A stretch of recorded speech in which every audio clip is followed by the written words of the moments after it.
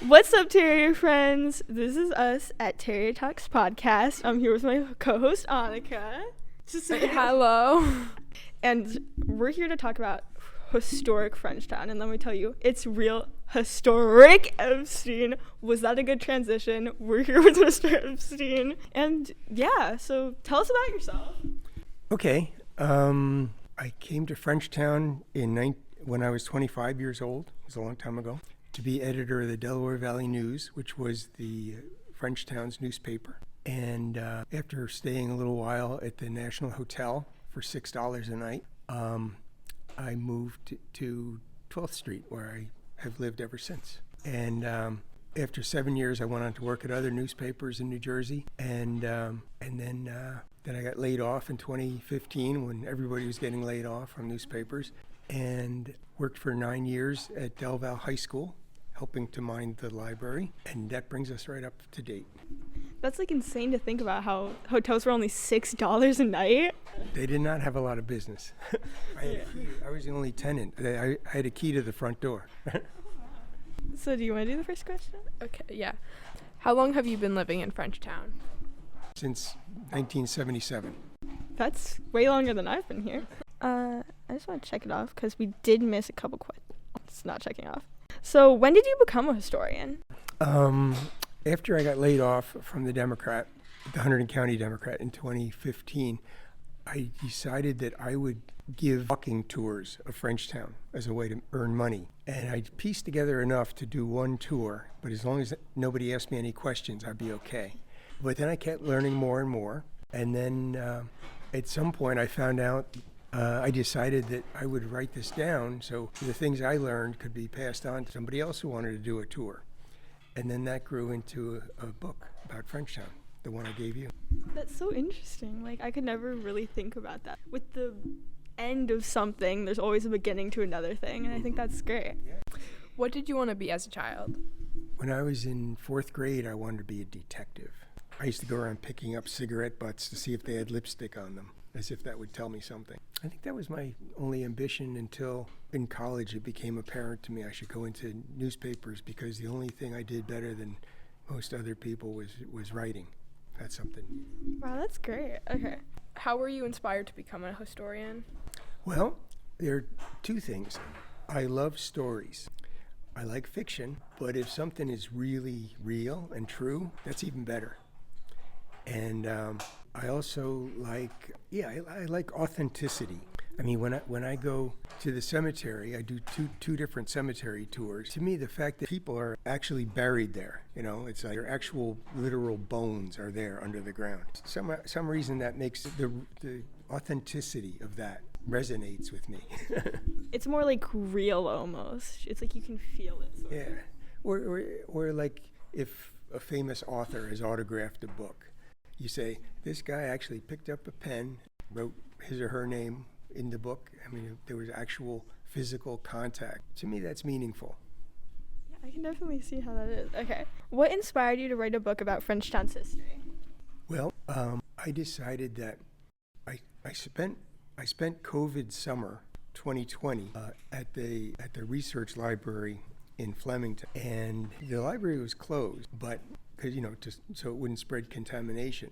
But the guy who ran it he had been a reporter of mine in Somerville, and I said, well, I agree with the idea of not spreading diseases, but if it's only me in there, I won't spread it to anyone. So he said okay, and so he gave me a schedule of when I could come in, and I spent a good deal of that summer reading the microfilm of the old newspapers. That was my main source. And again, newspapers, it's full of stories.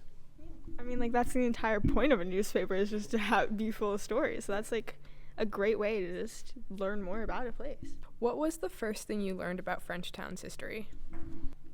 I can't remember. I mean, yeah, because you've been a historian for so long, and there's just so many stories of one story. When I was editor of the Del Val News back in the 70s and 80s, I was learning some history. And I'll tell you something funny I learned very early on. There was, on Bridge Street, kind of near the Gem building, there's that kind of gray building with a tower on it that has a big lawn. Anyway, when I came here in 77, there was an old lady who lived there named Ruth Epger, and she had lived there for about 75 years. And her family lived there, but they all died off one by one, and she was the last one. And I used to print an old photo in the Delville News every week, and she had a big collection of old pictures. So I would go see her on Thursdays, which was our slow day, and she would lend me a pic, one at a time, so I wouldn't lose them, and also so I would come and visit, because she was all by herself and her cat. And she would tell me things, and one thing that stuck with me was funny. See, when she was a teenager, the bridge to Pennsylvania was partly steel, kind of like it is now, but 2/3 of it was the old-fashioned covered bridge, which is like sort of a long, skinny barn, you know? And she said when she was a teenager, she and her boyfriend would go there, and they would smooch on the bridge because it was dark, no one could see them. And since the toll collector would charge a penny, he knew they weren't going to Pennsylvania, so he didn't charge them any. So that's probably my most memorable piece of early Frenchtown history that I picked up. Yeah, I think that's amazing, just like being able to be lended photos and like look through life through someone else's eyes. I feel like that's something that's like indispensable almost, like you just can't get that from anywhere else. Well, also if you know the history, if you know it's your town and you walk by something a dozen times, but if you know the significance of it and what it used to be, you might look at it different. Like, you know, the place downtown that used to be a bicycle shop and now it's a real estate place right on the corner of Trenton Avenue and Bridge Street. Well, anyway, that building, it's right there. It's been there since 1915, but it was originally built to be a silent movie theater. So that's kind of interesting. That's insane to think. Did you start as a historian in Frenchtown or a different place? No, part of it is, see, I'm a little uncomfortable. I do call myself a historian when I need to, but I'm not that academic. When I read a real history book, every you know, all those little tiny footnotes, those little tiny numbers, and it says like, you know, check my source, and you know, this was from page 3 of such and such a book. I don't do that. I do what journalists do, which I say, according to Clarence Fargo's History of Frenchtown, this is a fact. I don't give the page number and the exact details, although I respect people who do. I just don't. Yeah, it must be like so hard to organize all the footnotes. I could never do that. What was your first job before becoming a historian/journalist? I was a clerk in a drugstore in high school, $1.25 an hour. Okay. But then I became a dog catcher. Wait, what?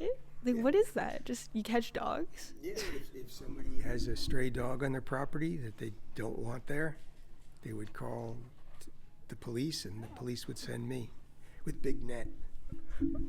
Oh wow. I would sometimes just drive around and look for stray dogs, and then usually you just confront them and they'll run to their home. Okay. 100 years ago, was Frenchtown a high school? No, yes, it was a high school and an elementary school. It was the elementary school for Frenchtown kids was on the ground floor, and the high school was on the top. Because I feel like I've only ever heard of it being a high school. That's insane to think about. Yeah, I also like it makes sense now because like all like the middle schoolers are on the second floor, all the little kids are on the first floor. Yeah, it was K-12. Okay. Wait, I think that's yours. How many teachers were there at Frenchtown like during that time period? Like were there as many as there are today, or like less or more? There were fewer. I don't know the number offhand. Probably, if I had to guess, I would say like 12. That's like actually crazy. Like especially because like Frenchtown's such a small school already as it is now. Thinking about it like in perspective of like normal schools around here where there's like they're huge. So that's like one teacher per grade. That kind of like reminds me of like how one room schoolhouses, like it was just one teacher that taught everything. Mm-hmm. That's so It interesting. wasn't like that here, but there weren't aides and administrators. There was a principal, but he didn't teach classes anyway. Okay. What classes did Frenchtown have at the time? Well, the high school had business education where people learned to type and take shorthand. That's when the boss is saying something and you're writing it down super fast. So shorthand is like little shortcuts in doing that. And also there was wood shop downstairs where the preschool is now. That was the wood shop. When my daughter went here in the late 80s, they still had the outlines of the tools, so kids would know where to hang up the hammers and the wrenches or whatever. When they had home ec, girls were taught to sew and cook in school. I remember we were told about that. That was like the science room, right? I'm not sure. I think you're right. Yeah. How different was teaching then versus now? I don't really know. I wasn't there. I think discipline was tougher. I know kids would not sit in class and chew gum and eat a bag of potato chips. That just was not a thing. No one even, chewing gum, kids would try to get away with. But chowing down in class, no. When kids would dress up for school, there was, and I remember this from when I was a kid. There were Sunday clothes, your very best clothes, and then there were school clothes, and then there were play clothes.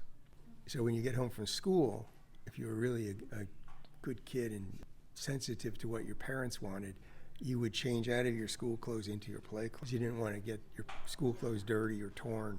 Of course, nowadays, clothing standards are more relaxed. Your turn. Okay. Were there a lot more students than now? If so, was it still considered a small school?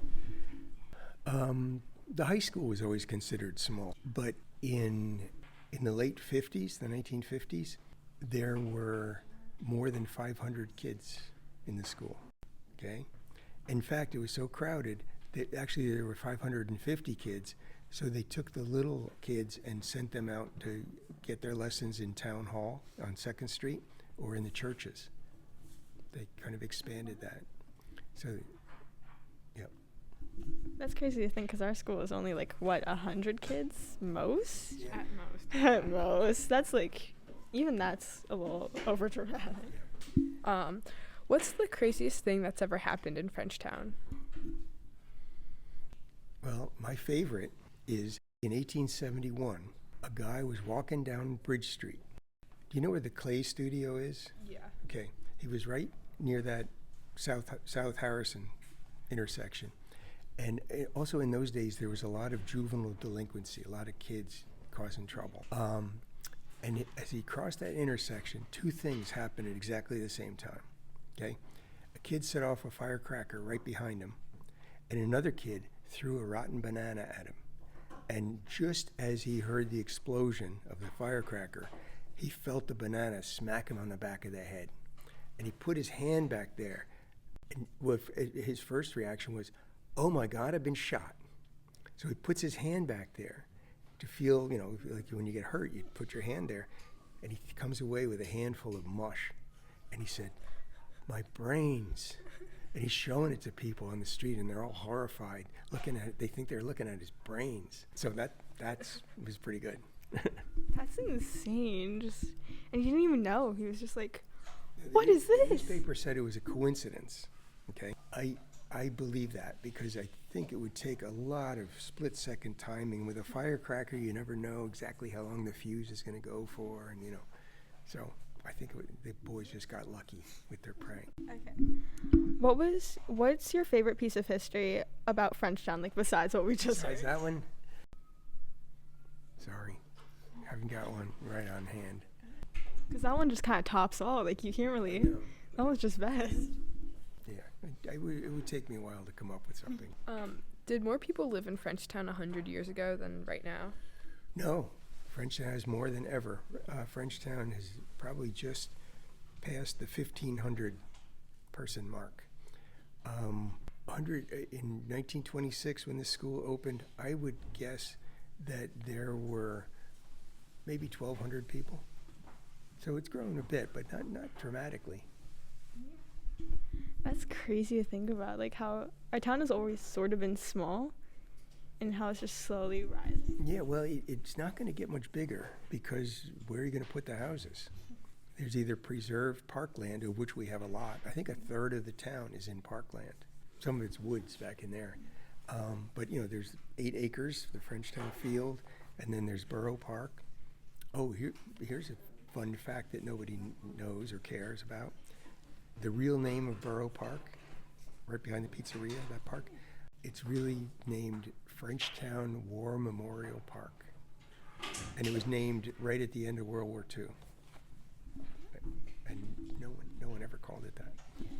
That's insane. Like, because I feel like war memorials are so like important, and people really are like cherish them. And it's insane to think how people don't. I thought it was the thing to do, but really, it's totally forgotten.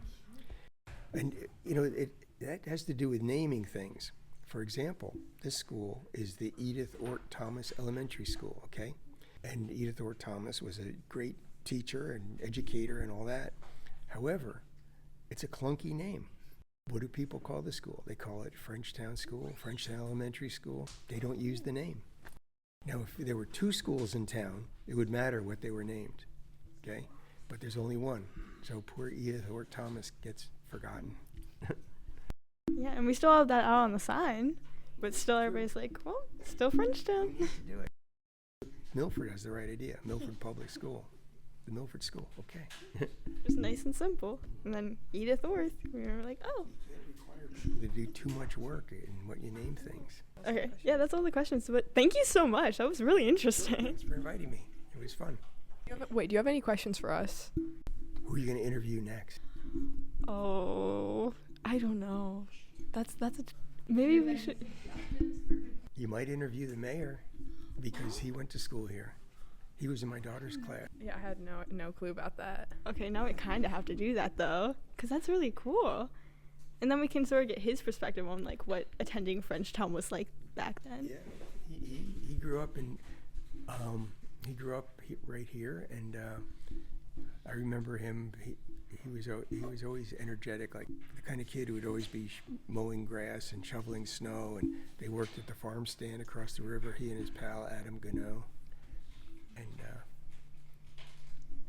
wow, that's crazy. We should definitely do that. Now I'm thinking about that. When the next time there's an honors thing, he'll be here. So tell him in advance that you want to interview him. When is the next one? Because the marking period ends like the 17th, 27th. I don't even know. Something around the end of March. Yeah, something around the end of March. So we should definitely do that. But thank you so much. That was really cool. Oh. I just thought of a good piece of Frenchtown history. I mentioned the juvenile delinquents.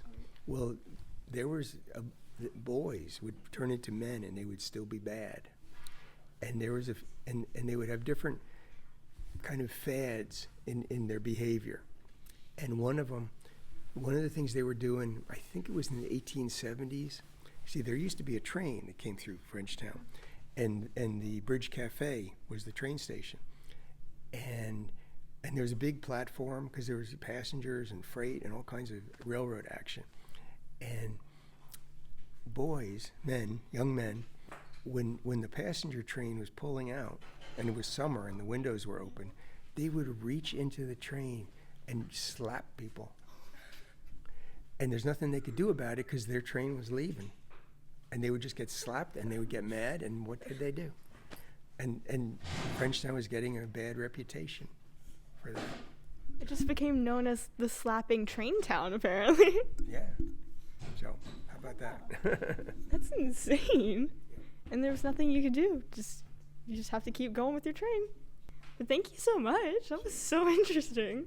That was a crazy little last piece of information. And keep in mind, when I do my tours, when the weather warms up in the spring, I never charge for teenagers. But you got to bring your mom or your dad. So they're fun. That you can see the kind of stories I like. So that's the kind of stories I tell. Well, thank you so much.